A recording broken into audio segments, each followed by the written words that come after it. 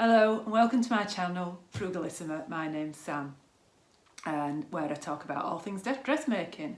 And today I am going to talk about the bomber jacket from the Great British Sewing Bee. But first of all, I would like to say thank you to everyone who has subscribed so far, and if you're new here, welcome, and if you could consider subscribing.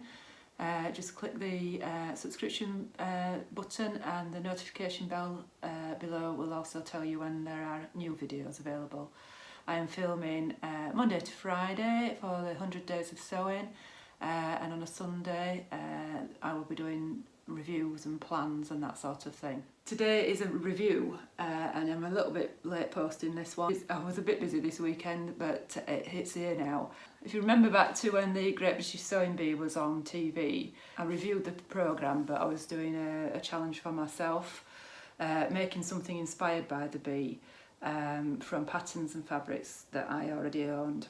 The bomber jacket that was featured on the Reduce, Reuse, Recycle episode, which was episode 6, is actually in the Great British Sewing Bee book, which I've also done a review of.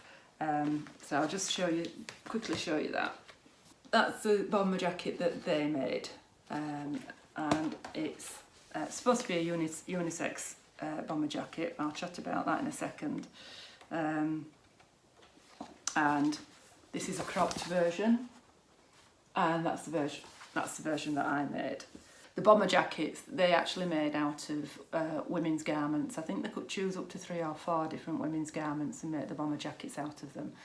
And they were all woven materials. So the fabric requirements in here, and I'm pretty sure it's the same bomber jacket. It's got all the same line details and everything that they showed in the show. Fabric requirements or fabric suggestions that are in the book are shell fabrics made from polyester, denim and heavy linen or a faux leather. While I did have some denim, I didn't have any suitable linen, and I really wanted to use fabrics that I'd already got.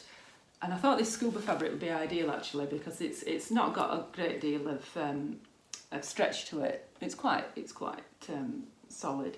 And I bought this from Weaver D a couple of years ago, with probably doing some sort of fitted wiggle skirt or pencil skirt in mind. I only had a metre. It's been languishing in my fabric collection for quite some time, so I thought I'd get it used up. I'd not really got any immediate plans for it. So the other recommended fabric is a shell fabric, and if you're not sure what that is, I haven't got any actual fabric, but I brought my husband's anorak here, and I think this is probably the closest that I've got to any kind of shell fabric. See if you can see that. So it's kind of waterproof on one side, and then you've got a fleece on the other side there. So it's quite, it's got a little bit of give to it, but it's not got a stretch to it. And yeah, it'd be waterproof. It'd be ideal for a bomber jacket or something like that. Minerva do sell it. I'll put a link to Minerva's. For the other requirements for this pattern are ribbing for the bottom and the cuffs and the neckline and a zip. And that's about it really. So I used some ribbon that, like I say, I was trying to use what I already had, and I had this tubular ribbon, which is what it tends to come as really, or I had this one that was all sort of flat. I ended up going for this one because this fit on the pattern piece, whereas this was too short and I would have had to piece it. I think in retrospect this one would have been slightly better because it's got better. It's got more elastane, I suppose. It's got better recovery, whereas this is more of I think this is more of a cotton, and it doesn't spring back quite. I mean, it is quite springy. It is a ribbon, but it doesn't spring back quite so well. And you can get these. You can get buy ready-made ribbons. Sounds like I'm saying ribbon. It's ribbing. Sorry, it's my accent. These are absolutely ancient. I've just inherited these. I don't know what they were bought for, but that's kind of what you're looking for, like something like that. But obviously, because it's got a zip up the front, then you'd have to cut that in half, and then there's little matching cuffs in here, and these would be ideal. But if you look at the pattern pieces for the cuffs, and this is, I'll get onto this in a bit, that these are twice the size, really. That could do with being a lot smaller, really. So that's what you need to make it. Oh, also a zip. So you need an open end zip. So a zip that will come apart when you zip it down, come apart at the bottom like that. And it does specify for this cropped jacket that it wants a 31cm zip. And that's why I've got the tape measure up there, because that's another problem we've got. First of all, with the pattern pieces, and I mentioned this in my sleep set review, when you look at the pattern pieces, they are different colours. I'll insert a bit of video so you can see. There are different colours, all for the same pattern, which doesn't make any sense at all. So I think you've got pink and blue all on one pattern sheet, and the sleeve is on a separate pattern sheet, so you just need to bear that in mind. So the bomber jacket is on the same pattern sheet as the pussy bow blouse, and the midi wrap skirt is on the other side, and the halterneck dress. That's the main parts of it. Then the sleeve part of it is on the same bit with the halterneck dress and the linen jacket. You'll just need to go hunting for the sleeve piece. And like I say, the different colours, and it doesn't make any sense. It's really quite difficult to pick out what piece is what. So hopefully you'll be able to see here that the bomber jacket is in a pale blue here. So you've got to follow the lines for the pale blue. That's just the pocket piece. And pale blue here for the facing. And then we go on to pink here for the front jacket, and the back jacket is also in pink. And I'm not sure if you can see that there, but the variation for the cropped version, cutting lines here from the full version, and it's telling you to add 1.5cm seam allowance, and I just can't understand why they didn't just draw that line there, why I've got to put that on. And then you've got more blue over here for the cuff and the waistband. The sleeve is on the pattern sheet for the jumpsuit at one side, and the halterneck dress at the other side. So it's a halterneck dress, bomber jacket and linen jacket. Just a heads up so you know where to find it, that's all. That's in blue, pale blue again.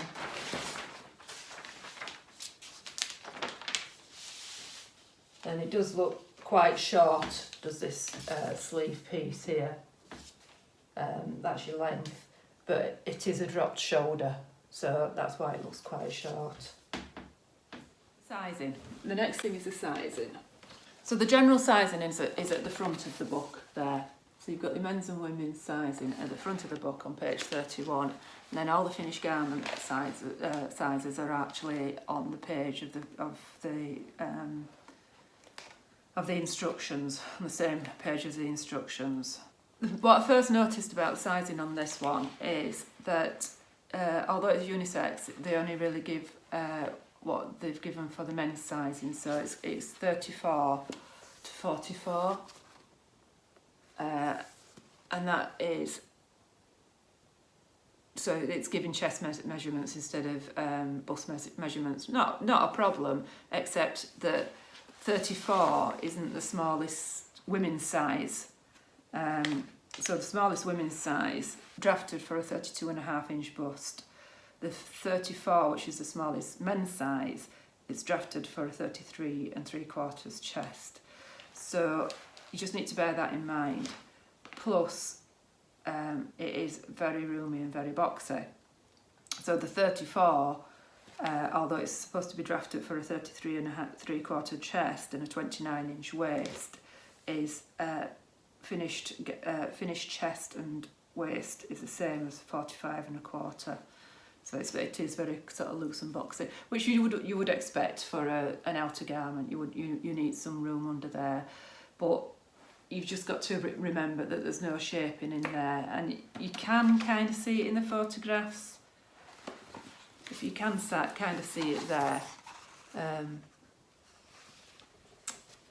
you just need to bear that in mind. The next thing is a zip. It asks you for the cropped bomber jacket, which is the one that I've made, to use a 31cm open-ended metal zip. I mean, it doesn't matter whether it's metal or not. I use a plastic one. So 31cm, hopefully you can see here, 31cm is there. Now I've double checked, I haven't cut this wrong, it's right. The full length of this jacket is, let me straighten it up, it's 37cm. So you do need a 37cm zip because you can't stop it anywhere else. It's got to go from the bottom to the top. I can't understand why they've done that. I used a longer zip and cut it down, so I was okay. But the problem with that is that you haven't got the stopper, you lose the stopper on it. These open-ended zips have a stopper on them, so you would have to somehow find a way of getting, well, it wouldn't work. Even if I buried that into that seam line, it wouldn't stop the zip from flying off, so you would have to either unfasten this bit of metal and fasten it back on again, or sew over it so that it stops it unzipping. I haven't bothered with this because I'm not going to wear it. It's not unwearable, but I just don't like it enough to try and make it work, basically. So the pattern pieces for the cuffing are, so that's the pattern piece for the wrist cuff. Now, goodness knows why I didn't think about this when I was doing it. I just went with the flow, but that's massive. Let me just.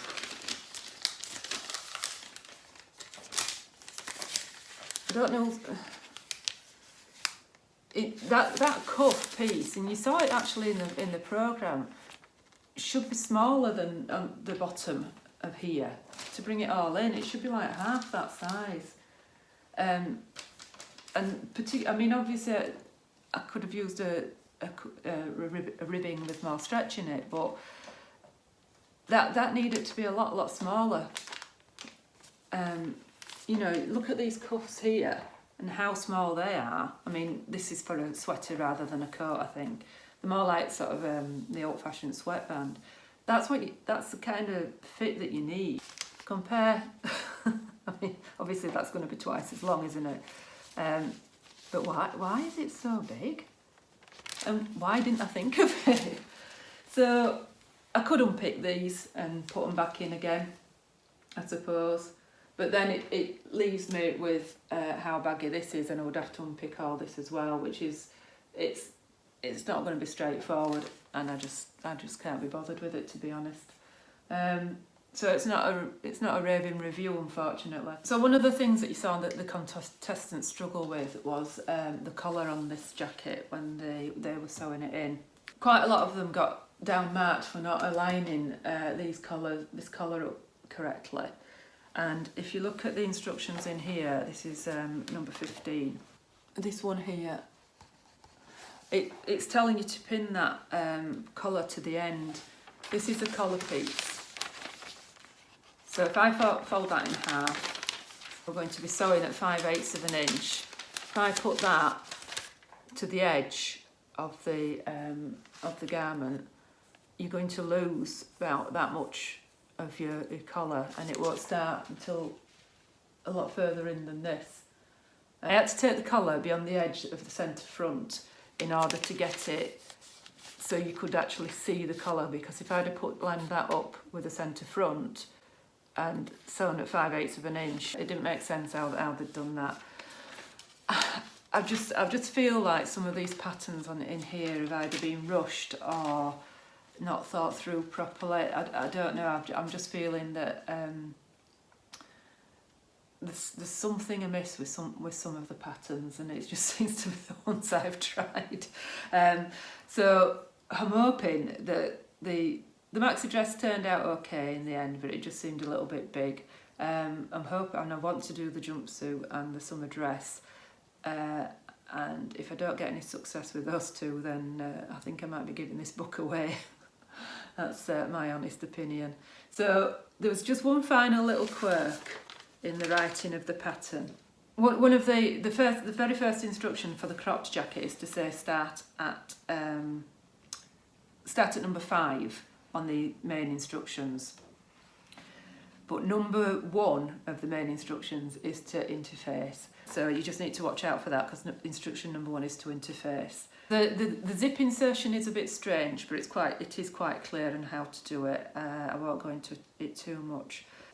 So yeah, instruction number 8 there. Number 8 there. Hopefully you can see that clearly. It's telling you to put your face in 1 centimetre away from the edge of the centre front there, and then sew, which makes it a little bit difficult to align up, and I don't really know why they didn't do that, why they didn't just add it on and you cut it. You'd normally cut it down to cut out the bulk, so whether they've done that to cut a step out, I don't know. And I think that's about it really.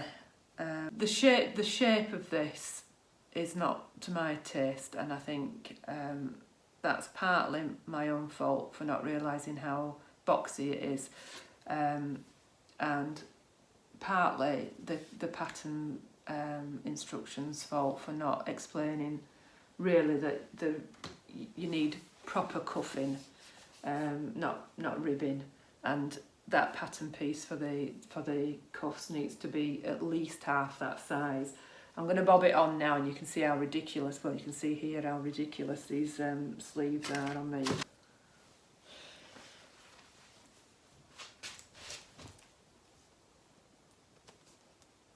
If I zip this up, look at all this room I've got here, and it's just not, it's not a good look. I mean obviously I won't wear it with this t-shirt, but and then look at all this room on there, and that's, you know, that's your pattern piece.